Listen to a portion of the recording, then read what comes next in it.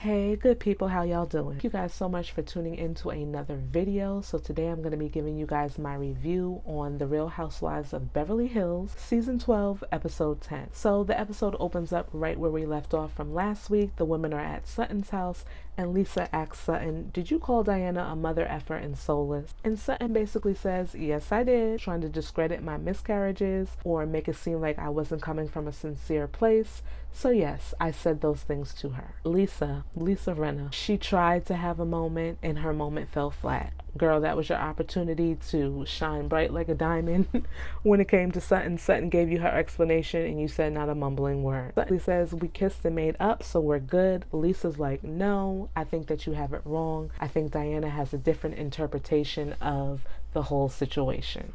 So Sutton's like, "You know what? I'm just going to have to clear this up with Diana." Garcelle is ready to go inside. She says that she's cold. And Erica's like, "Well, I feel great." "Of course you feel great. Garcelle hasn't dug into that butt yet, but don't worry, it's coming." Garcelle goes inside and lets Erica know in front of the ladies, under no circumstances can you disrespect my kid. And that was pretty much the end of that. I really thought that Garcelle was going to kind of go in a little bit more, but she didn't. To be honest, Garcelle is not that confrontational. I think she's the type of person, if you bring it to me, I'm gonna bring it right back to you.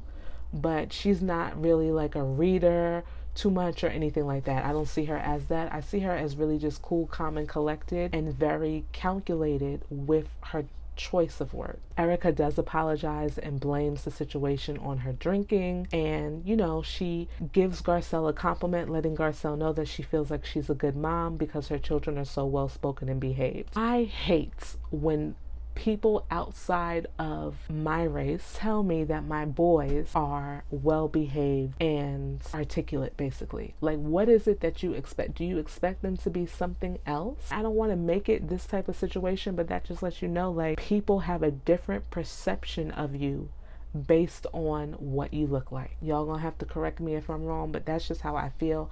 Those words make me cringe. I do not like to hear that, because the fact of the matter is, Erica has been on this show, like Kyle points out, for 7 years. I've never heard her tell Kyle, Portia is so well behaved and well spoken. I never heard her tell Lisa, Delilah and whatever her other daughter's name is, they're so well spoken and well behaved. Why is it that you feel the need to say that to Garcelle? This is now strike number 2, Erica. I was going to leave you alone with the whole baby mama comment that you made last week to Garcelle's son, but now you messing me all the way up. Kyle interjects and lets Garcelle know, "Listen, in the 7 years that I've known Erica, I've never seen her lose her composure."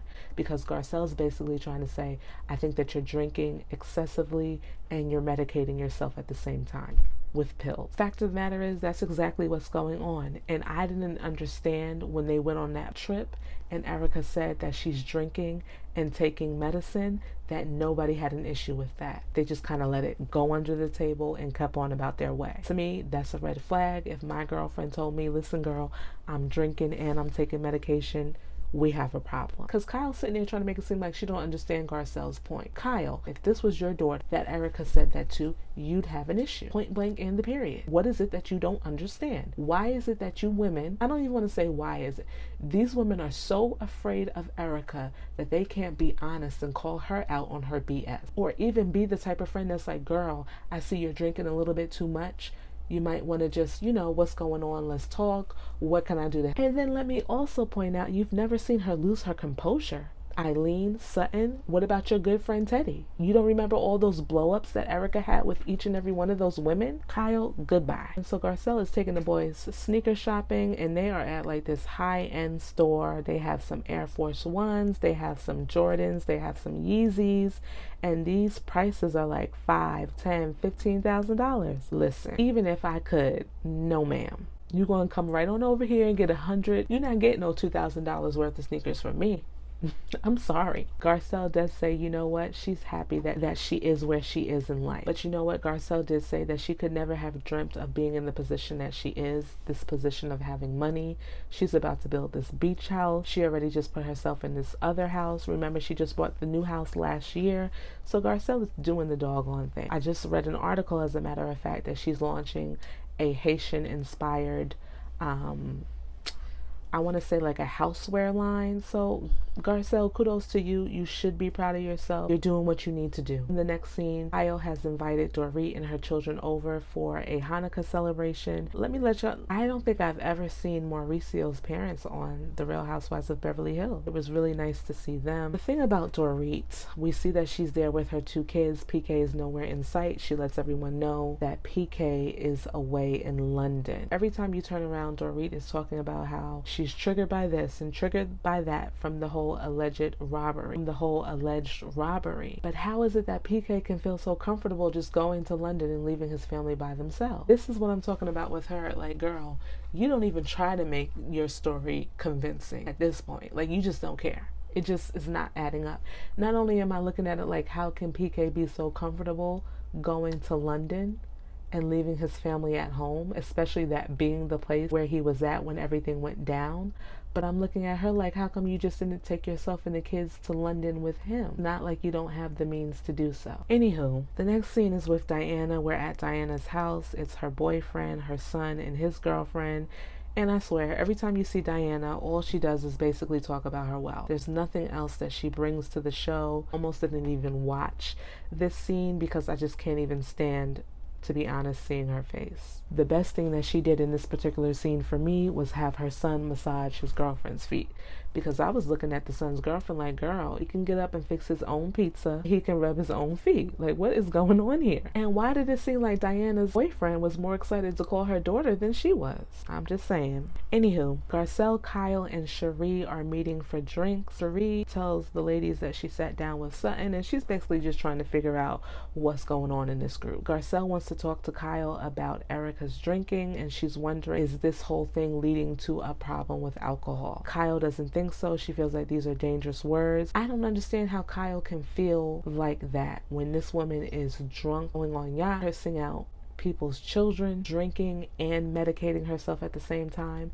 And Cherie actually has a good point when she says, well, I think we can all admit that if somebody is cursing somebody's child out, they don't have control. Point blank in the period. The voice of reason. Cherie, y'all. Cherie, welcome. Kyle says that she feels like Erica is just being more free and letting her hair down. I am so sick and tired of Kyle trying to say that about this woman. Kyle, no. Just please be quiet. So in the next scene, Diana and her rich self is going downstairs to what her assistant calls her store to start picking out things that they can give away to charity. The funny thing about this scene is, as they're talking about that, the next thing they show is Erica arriving at Diana's house like she's the charity, pretty much. Poor Erica this season, all she can do is offer up these holiday candles that she has. I'm like, girl, you don't have nothing else to give these women. She says in her confessional that she's not jealous of Diana's wealth, but then in the next scene, she literally tells Diana that she is jealous. Erica, you're gonna have to pick one or the other, boo. Now, this stuff that Diana is giving away is supposed to be going to charity. But did y'all hear her tell Erica that she can have the Tom Ford jeans? I feel like everyone is kissing Diana's butt based on what they can get out of her and what connections she has. The fact that this woman on numerous occasions